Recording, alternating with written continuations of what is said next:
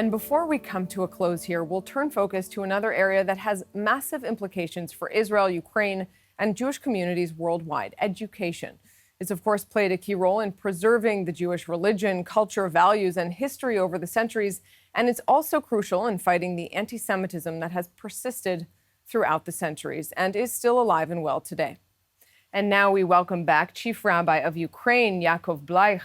Also joining this conversation on education and technology are Bishop Dr. Borys Gudziak, President of Ukrainian Catholic University in Lviv, and Dan Green, Director General and CEO of World ORT. Rabbi Bleich, let me start with you. Can you tell us how, in your eyes, in your experience, how Jewish education in Ukraine has really changed during your time there over the last 30 years? Yeah, changed. First of all, thank you very, very much and for hosting this beautiful forum and this great panel. Jewish education didn't exist during the time of the Soviet Union. So it changed a lot over the last 30 years since the Soviet Union ceased to exist. Ukraine became independent and immediately Jewish schools started opening with government support. I think that it's the most important element of community building is Jewish education. If we don't have young ones, we won't have elders. That's something that our sages taught us. Im ein gdayim lo yu tiashim. So this is very, very important for us to build a community on the basis of Jewish education. I think it's much stronger, and it makes the community much stronger since you have young people growing up and learning about the Jewish identity. What's interesting is that Jewish identity, I always say, was very strong even under the Soviet Union. But under the Soviet Union, that Jewish identity, which was very strong, was a negative identity. People were embarrassed. They suffered for being Jewish. However, ultimately, that is what caused them to send their children to Jewish schools, to learn the positive identity and learn what Judaism really means and what it means for them. I would say 100% of the Jewish children that came to Jewish schools in the first years of Ukrainian independence came because their parents suffered for being Jewish. And the parents wanted them to have a positive experience being Jewish and to understand their Judaism. So there's no question about it that Jewish education is what helped create a strong and vibrant Jewish community in Ukraine. And indeed, I think throughout the world. I think that that's the most important element of any community is the Jewish education part. Well, on that note, I want to ask Dr. Gudziak, your university recently created a Jewish studies program there. I mean, tell us a little bit about that program itself and really the thought process behind its establishment.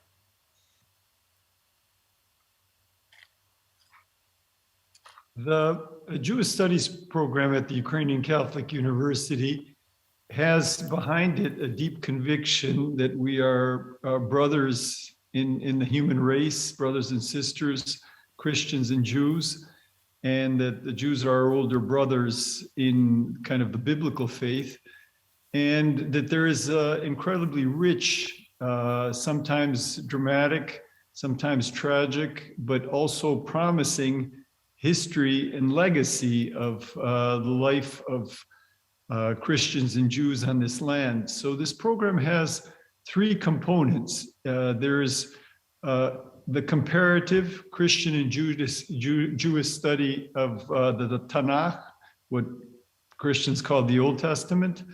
Then there is, and that is headed by the Dean of the Theology Faculty, Father Yuri Shurko. Then there's a program on Jewish Ukrainian history in Ukraine, headed by one of the top public intellectuals of Ukraine, Professor Yaroslav Hrytsak. And then a program of contemporary Ukrainian Jewish, Christian, Judaic relations. And that program is headed by the highly decorated former Soviet dissident, Miroslav Marinovich. And so these programs foster conferences, research, publications, but also classwork for students in different programs. The Ukrainian Catholic University has spurred the interest of young people in Yiddish. We have some students that are doing doctoral degrees, writing dissertations on topics of Jewish history in Ukraine. So this has been an important kind of priority in the university's attempt to help people in the 21st century, especially in this part of the world, have an authentic, rich, multifaceted, non-deprived self-awareness. And what an important initiative that is. I want to come back to that in just a moment. But first, Mr. Green, let me ask you, I mean, it's really hard to talk about education, certainly education and technology today, without thinking about COVID, the post-COVID, if we can say that even, impact on education. What have you witnessed in terms of the impact on your Jewish schools and colleges in Israel and in the diaspora?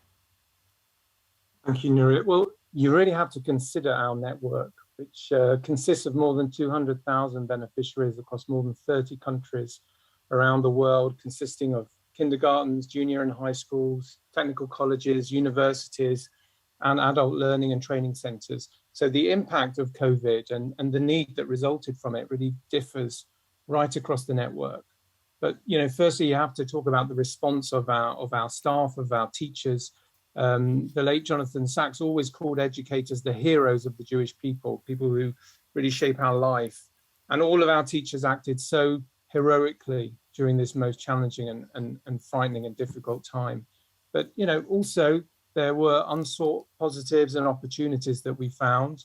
And because of ORT and our network, our global network, we're really, I suppose our USB is about that network and about that opportunity that we provide for valuable connections.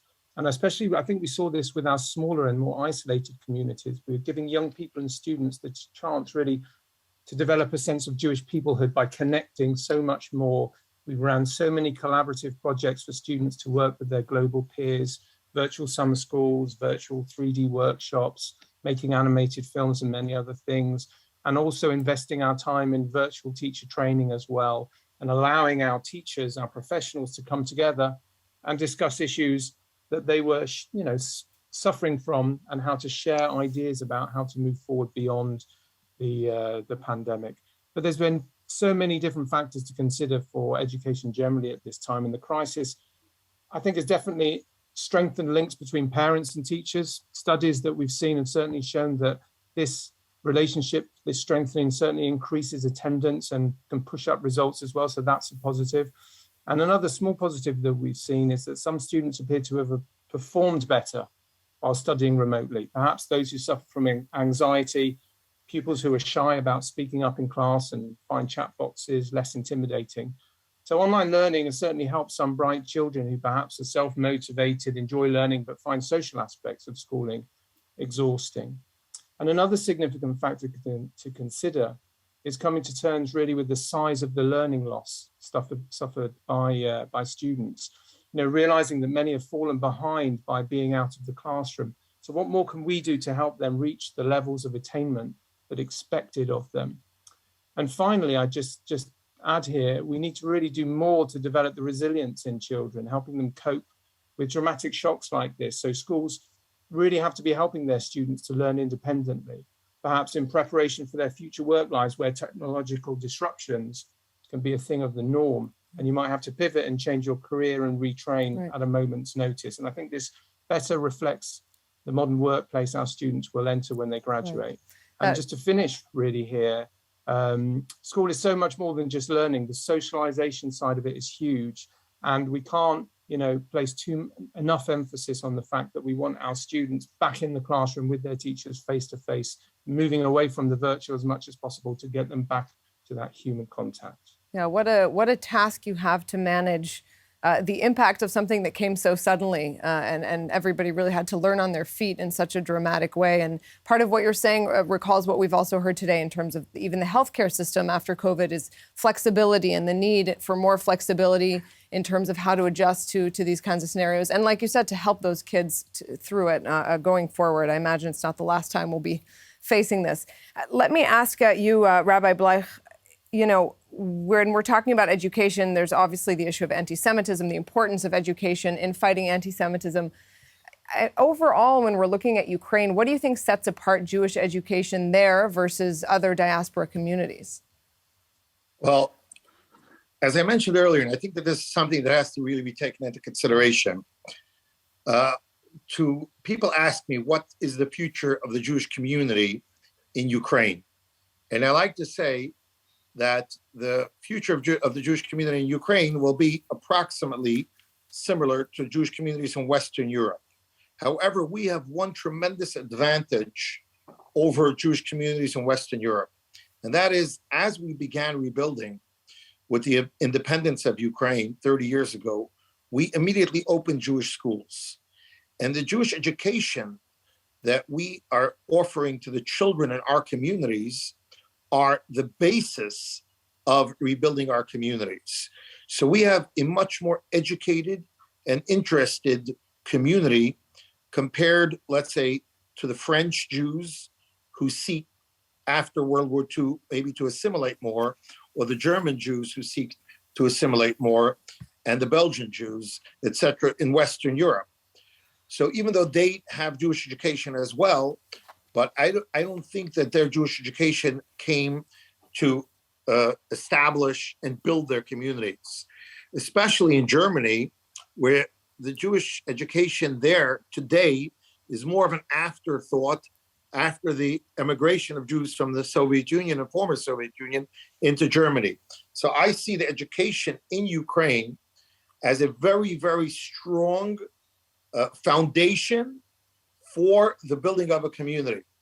And we almost do not have a community with over 10,000 members that doesn't have a Jewish day school, which is very unique for diaspora communities. And the reason is because we built our identity and our communities on education. So education is very, very important for number one. Another very important point, there is now a movement in European Jewish day schools headed by the Lauder Foundation and other organizations, which are educating for impact, which means taking a Jewish day school and saying, what is the education for these children going to do to impact the community? Are we teaching these children that they have to be a part of the community? Or are we giving them Jewish identity, quote unquote, which does not obligate them to do anything other than to feel Jewish? When you educate for impact and you understand that you're educating Jewish children not only to feel Jewish, but to do something about it, to join their community and to make sure that their community will be a stronger and a better community, you're obviously educating not only as a goal for knowledge, but also for what we call in Ukrainian tachlis, which is that you want to get some result out of that education, which will impact the Jewish community. So Jewish schools in Ukraine are great schools. They are really strong. They have a lot of support from the government as well. They work together to strengthen the content of the education in the schools. And we have schools that are run by different organizations, including ORT and Chabad and Shema Yisrael. These are the networks that run schools in Ukraine, and they're very, very successful. And I think that they're successful because they are, like I said, they are the foundation of the community. Right. Another important point that I want to add, having heard my good friend and colleague, Metropolitan Gudziak, the fact that the Ukrainian Catholic University today has opened a Jewish studies program, something that I think would not have been possible 30 years ago or 25 years ago. It shows a lot about the social atmosphere within Ukraine today. We speak about anti-Semitism and education and how education combats anti-Semitism. There's no question about it that the fact that we are able to sit and discuss openly Jewish history in Ukraine and understand that there were good times and bad times. And even though the good times were so much stronger, more, almost out of 1,000 years, I would say that 950 years were good times and 50 years were bad times, or 50 or 60 years between all of the history of Jewish life in Ukraine. The fact that we're able to get together now and discuss these things helps us focus on the proper perspective. What have we learned from one another? And what can we learn from one another? What good things are there in our history? And this allows us to work together to combat anti-Semitism. Most anti-Semitism comes from a lack of education. And the fact that the Jews are educated in a part of society in Ukraine, the fact that Ukrainian society is developing in a democratic way, in a democratic fashion, this allows interaction and respect, and allows us to respect one another to the extent that if, God forbid, there are acts of anti-Semitism, it doesn't have to be the Jews that are speaking out against it, but it's Ukrainian society as a whole that will stand up to it. This is, I think, one of the greatest things that, Jewish education and education in general has done for Ukraine. Yeah, that sort of harks back to the talk about the importance of interfaith initiatives that Ilan Carr was telling about earlier. I mean, what a perfect example of that. So let me take that a step further. Dr. Gudziak, as someone from inside the university, what do you think it says about Ukraine's relationship with its Jewish community that it has reached a point where a Catholic university opens a Jewish studies program? I find Ukrainian society to be really a very flexible, dynamic, and open place. I think maybe everybody that is listening knows, but might not remember that a Ukrainian Jew is the president of this country, and 75% of Ukrainians voted for him. In fact, in 2019, there was a period when both the president and the prime minister of Ukraine were Ukrainian Jews. Besides Israel, there was no state in the world that could say that. The head of government and the head of state were Jews in Ukraine. And the current president remains. It's just half of his 5-year term. I think it's, we're living in a world where a holistic approach to life, to the human being, looking at a person to be educated, not only as a brain, as a computer that needs to be programmed, but somebody with a heart, with a soul, with a body, with a culture. And looking at that person in the context of a local and global society. Today, we can't live without a healthy awareness of our brothers and sisters who are very diverse in this world. And our Christian calling, our spiritual calling, our human calling is to live in peace, to live in harmony, to live in a way that fosters creativity and livelihood I was born and raised in the United States, did most of my studies there, but also in Western Europe.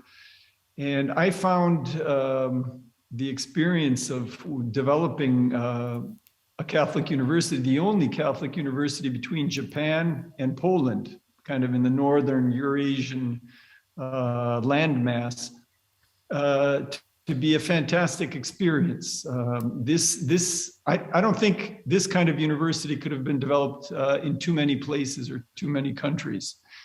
There's a lot still to do. There's deep post-genocidal, post-totalitarian trauma. I mean, at least 15 million people were killed in Ukraine between 1919 and 1955.